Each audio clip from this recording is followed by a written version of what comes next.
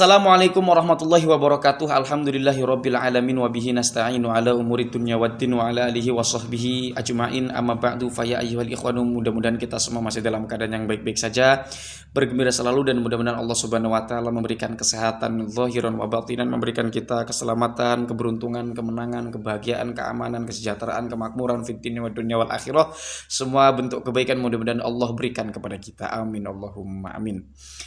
Ada sebuah ceramah yang ini agaknya cukup menggelikan ya, di mana orang tersebut, saya tidak tahu apakah Habib itu seorang Habib atau apakah orang itu seorang Habib atau bukan, tapi yang pasti orang tersebut bercerita tentang Habib. Jadi ada seorang Habib yang menulis surat lalu diletakkan di bawahnya jenazah, di bawah punggungnya jenazah, dan si Habib ini tahu bahwasanya si jenazah ini sholatnya kurang, ibadahnya kurang, buruk lah ya, begitu jelek lah ibadahnya.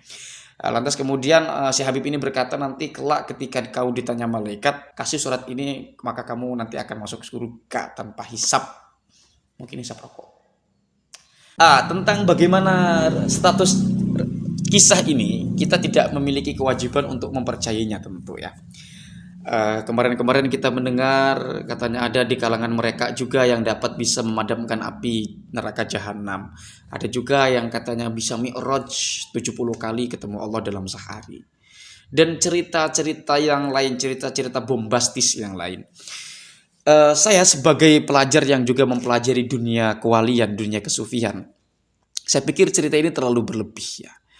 Kita tentu ketika melihat bagaimana tradisi orang-orang sufi, kita akan melihat begitu banyak cerita-cerita yang bombastis juga di kalangan para sufis, di kalangan para sufisme atau orang-orang yang menganut tradisi sufi. Tapi cerita-cerita yang kita dengar dari mereka atau yang kita baca dari mereka itu tidak ada yang sebombastis ini sampai menabrak ke ranah akidah ya. Ini saya pikir terlalu di luar nurul, bukan lagi di luar nurul tapi terlampau di luar nurul, di luar perkiraan BMKG.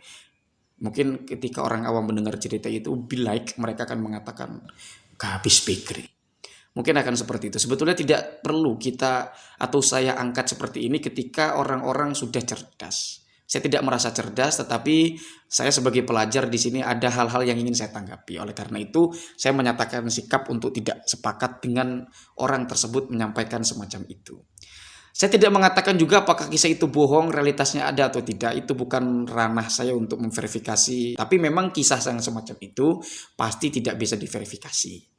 Kecuali hadis almar'u ma'aman ahabba misalnya, bahwasanya seseorang itu akan dibangkitkan dengan seseorang yang dicintainya. Kalau kita cinta kepada Nabi, insya Allah kita akan dibangkitkan dengan Nabi Muhammad SAW. Ketika kita mendengar ini, kita juga agak kecewa kenapa para habaib itu yang dikenal sebagai zuriyah ini, walaupun sekarang statusnya sedang dipertanyakan dengan tesisnya Kiai Haji Muhyiddin Usman Al-Bantani, terlepas daripada itu, kok mereka ini jarang sekali menyampaikan sesuatu kepada publik itu untuk mencintai Nabi Muhammad.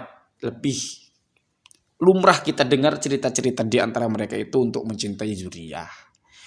Begitu ya. Ya bukan persoalan untuk mencintai zuriyahnya, iya. Soal urusan cinta mencintai kepada siapapun kita harus saling mencintai. Tapi mbok ini cerita dibombastiskan. Nanti saya akan menggunakan beberapa pendekatan di sini. Akan menggunakan pendekatan sastra lisan, akan menggunakan pendekatan pendongeng dan sebagainya. Ada beberapa ibarah ulama yang akan saya tampilkan di sini juga. Intinya tadi, kalau hadis itu bisa diverifikatif, bisa juga menjadi sumber hukum. Lah kalau ini gimana? Gitu ya. Jadi ini terlalu keterlaluan menurut saya. Terlalu keterlaluan itu ya, sangat keterlaluan. Saya mulai dari Imam Ahmad bin Hanbal. Imam Ahmad bin Hanbal pernah tahu akdzabun nasi al-qassasu atau al-qussasulah wasu'alu. Jadi pembohong besar atau sebohong-bohongnya manusia itu adalah para pendongeng dan juga peminta-minta. Di mana di situ dijelaskan alladzina yas'alunan nasa, yaitu orang-orang yang meminta kepada manusia amwalahum, yaitu uang-uangnya manusia atau amwalnya manusia, malnya manusia, uangnya manusia, orang-orang maksudnya. Fayakhtari'una al-qasas, maka mereka ini merekayasa kisah-kisah. Mereka ini melebih-lebihkan atau menciptakan kisah-kisah.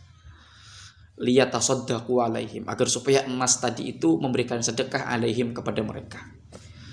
Itu jadi bukan hanya itu, Imam Al-Ghazali di dalam kitab Ihya Ulumuddin, ini kebetulan kemarin saya baru ngaji pasarannya.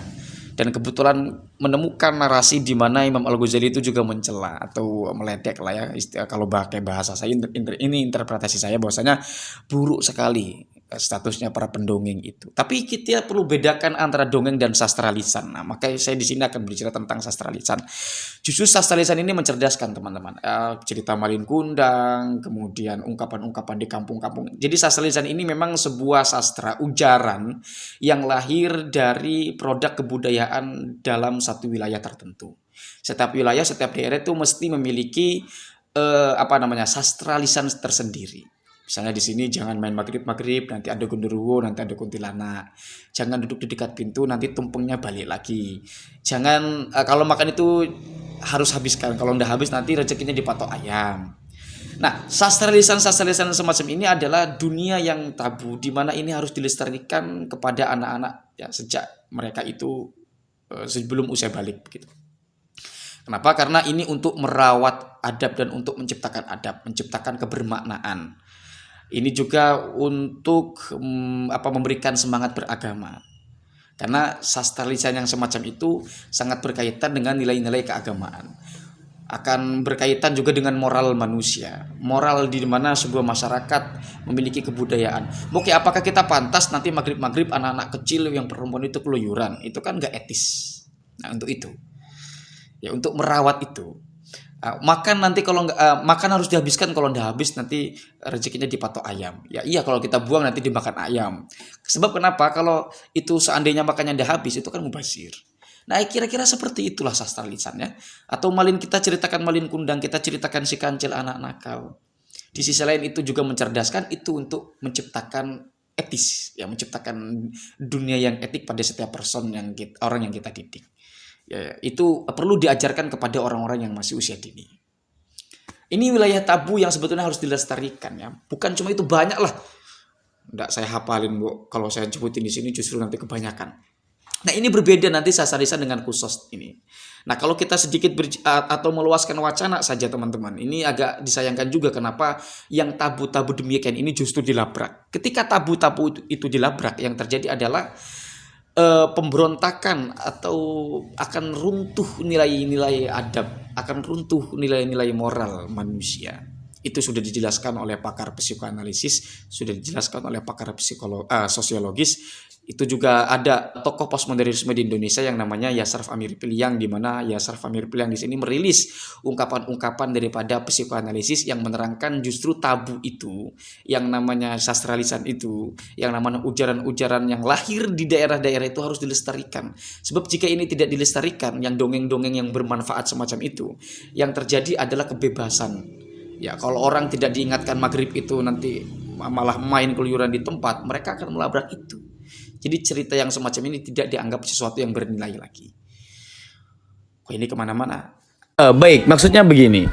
Jika sastra lisan itu perlu dikembangkan untuk meningkatkan nilai-nilai moral manusia, maka dengan kisah-kisah yang di luar Nurul yang disampaikan oleh Habib tersebut, apakah ini juga layak untuk dilestarikan? Tentu jawabannya tidak. Kenapa? Karena cerita yang semacam itu akan berbahaya jika dihadap-hadapkan kepada orang awam, apalagi sampai menyenggol nilai-nilai akidah. Khawatir nanti kelak juga agama Islam tidak dikenal sebagai agama yang rasional, melainkan agama yang hanya klinis saja. Sangat berbahaya memang untuk kesehatan nalar manusia. Itu nggak bagian kegelisahan saja, mungkin ini keluar dari konteks pembahasan, sebagai wawasan sajalah. Kita sekarang berpindah kepada tadi tukang dongeng. Jadi dongeng di sini perlu dibatasi. Jadi kusos itu atau kosos itu di sini diterjemahkan menjadi pendongeng. Sastra lisan juga ini juga sering kita dengar sebagai dongeng juga. Nah, bagian pendongeng yang ini sebetulnya ini adalah pendongeng yang tidak dibenarkan. Kenapa? Karena tadi selain melabrak akidah juga ini terlampau konyol menurut saya dan tidak mencerdaskan sama sekali. Mungkin tujuannya itu untuk memberikan semangat mereka untuk mencintai para zuriat, itu mungkin kita bisa maknai sebagai kebaikan. Tapi kalau ini sudah secara tidak langsung mengajarkan akidah yang salah kepada masyarakat, di mana masyarakat yang awam, kita tidak bisa menafikan kemungkinan bahwasanya akan ada masyarakat awam akan memaknai itu sebagai kebenaran secara keyakinan. Ini kan bahaya. Bahaya semacam itu, Pak. apalagi surga, yang dimana surga itu yang memiliki hak prerogatif adalah Allah Subhanahu wa taala. Hadanallahu yakum ajmain. Allahumma hdina hada sabil. Wassalamualaikum warahmatullahi wabarakatuh.